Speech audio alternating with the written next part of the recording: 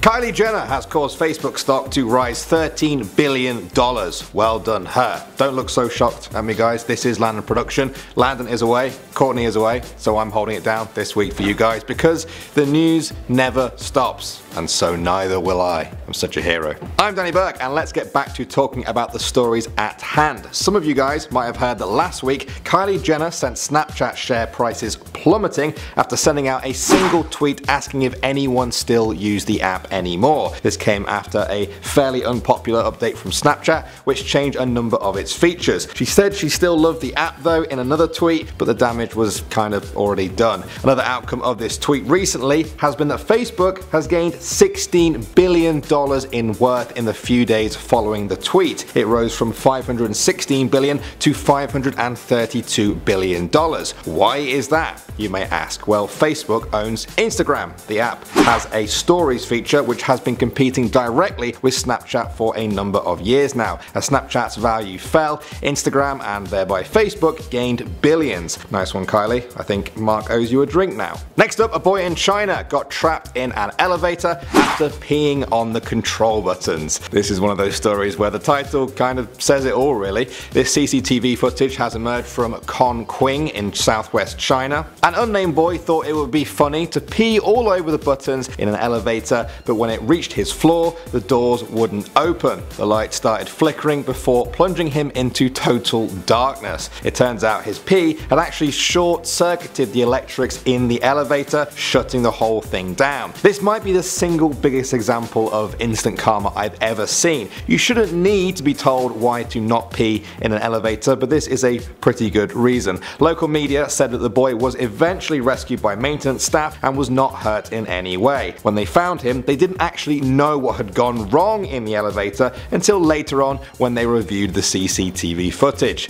I wonder if they had any regrets about rescuing him. Moving on now, Sony have announced their latest phone, the Xperia XZ2. It's 5.7 inches long, it comes with 4K HDR video recording and 960 FPS slow-mo recording, but people aren't really talking about that on Twitter today. Everyone is flipping out because it doesn't have the traditional 3.5mm headphone jack. Now, when Apple started doing the same thing with their iPhone 7 onwards back in 2016, a lot of people were annoyed but thought, hey, you know, that's Apple for you. They just want to sell more of their own headphones to make more money. A lot of Sony fans are now disappointed that the company seems to have gone down the same route as Apple. One tweet I saw even read, "No headphones jack for new Sony phones. Buy Sony, hi Samsung." That's all very well and good, but now that Apple and Sony have done this, who's to say that all the other major phone companies won't follow suit? Do you guys really care if this starts happening? Hopefully we'll all have wireless headphones too once they stop costing about the same price as a cheap phone. That would be nice, wouldn't it? Alright, next up, guess what the Simpsons has predicted now? That's right, the Simpsons has gained a lot of attention in recent years for seemingly predicting real-world events before they even happen, with famous examples including President Trump's election and even 9/11.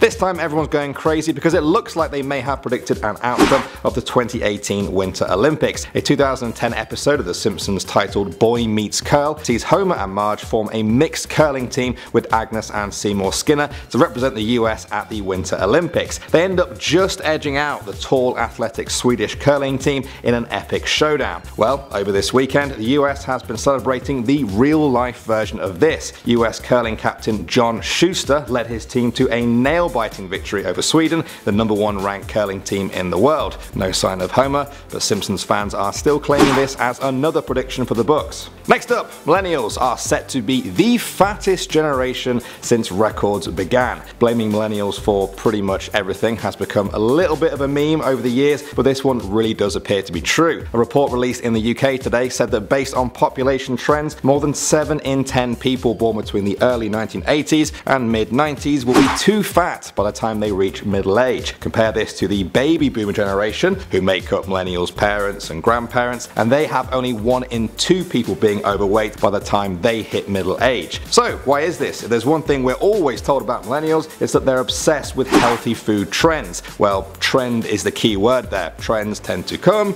and trends tend to go. Scientists are concerned that millennials are simply not following the most effective way we know to maintain a healthy weight, a balanced diet. It's not really cool or exciting, it just involves eating fruit, vegetables, whole grains and cutting down on junk food. So, do you guys think millennials can stop the weight gain before it's too late? Or should they just accept their title as the fattest generation of all time? I'm part of that generation. I don't know why I'm talking about them like I'm not. And finally, let's talk about some of the biggest movies over the weekend. It's no surprise that number one was Black Panther, grossing in over $108 million at the weekend to bring its total to $400 million.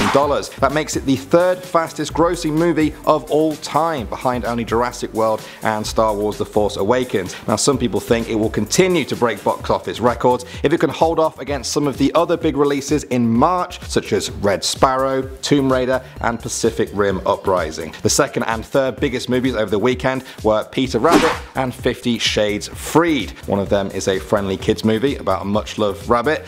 The other, well, the other is not. They both pulled in around $17.5 million, still light years behind Black Panther. Okay, that concludes my very first LP video while Landon and Courtney are away. I had fun. I hope you guys enjoyed it. Let me know how I did. It won't be my last either. I'm literally here all week giving you the news in a droll but sometimes excitable tone of voice. You're very welcome. My name is Danny Burke and I'll see you all tomorrow.